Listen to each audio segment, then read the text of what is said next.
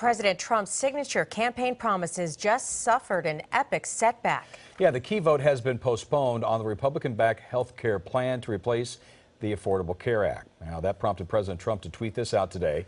With 0 Democrats to help out and a failed, expensive, and dangerous Obamacare as the Dems' legacy, well, the Republican senators are working hard. KCAL9 political reporter Bryan shows us what led to Republican leaders to call for a timeout. We kind of possibly saw this coming yesterday. Oh, you could see it coming yesterday with that report, no question about it. There were already some Republican senators on the fence about the bill from the start, but the fatal blow was yesterday's CBO report about the impact of the health care plan, including the projection that 22 million fewer Americans would be covered by 2026. With police sirens blaring, the bus carrying Republican senators back to the Capitol left the White House grounds after a hastily called meeting with President Trump on the Republican Senate health care plan emergency. And we're going to see what we can do. We're getting very close. But for the country, we have to have health care. And it can't be Obamacare, which is melting down. After the meeting, a disappointed Majority Leader Mitch McConnell acknowledged they weren't close enough to bring the bill up for a vote now, and will wait until after the 4th of July Senate recess to take that up. I had hoped, as you know, that we could have gotten to the floor this week, but we're not quite there. Reflecting the chaos of the moment, some Republicans, like Texas Senator John Cornyn, who stood next to McConnell outside the White House, told CNN just a few hours earlier he wanted to keep to the original schedule. No, I think we should vote this week.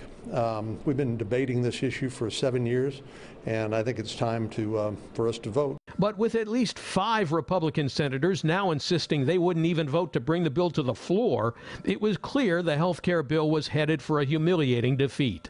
All this after a disastrous analysis by the nonpartisan Congressional Budget Office concluded that if the bill became law, 15 million people would be forced out of Medicaid by 2026, resulting in a savings of $321 billion federal dollars, a point that was not lost on 3 LA County supervisors who held a rally outside the board offices to make the point that LA would be ground zero for the damage. If this bill passes, it would be devastating to LA County. No, this is about the people who count on us for health care. People like 27-year-old Stephen Martin, who attended the protest rally and has a rare form of cancer which is very aggressive without treatment. I read the Republican Senate bill, and one of the first things that repeals in the bill is my insurance plan, so I will be affected directly. My medicine's $147,000 a year. I mean, I hate to say it, but I could die.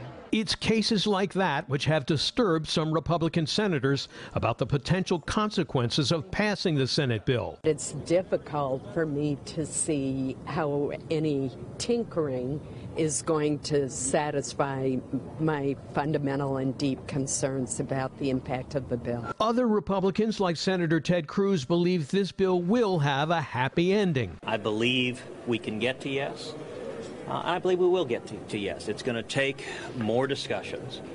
And the most critical question is, how do we lower premiums? But Democrats now believe they have the bill on the run. No matter what tweaks they may add in the next week and a half, no matter how the bill changes around the edges, it is fundamentally flawed at the center. The ultimate reason this bill failed is because the American people just didn't like it.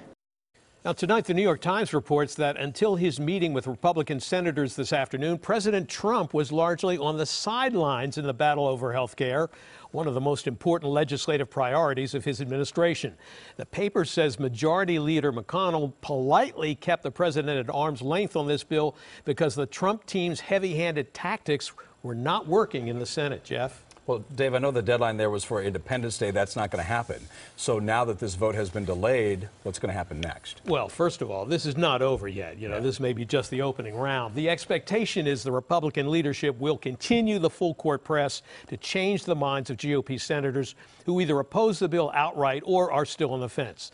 That campaign will likely intensify right up to the 4th of July recess and beyond. And it will certainly include twisting arms and wheeling and dealing, putting more funding, for example, into particular health care programs that some senators are worried about in their home states, for example. And I would expect President Trump, who has played a fairly quiet role, as we just mentioned so far, to get more deeply involved. And don't forget, the House health care bill vote was also delayed a few times, when they were calling for it, before it finally passed. Jeff, Elsa.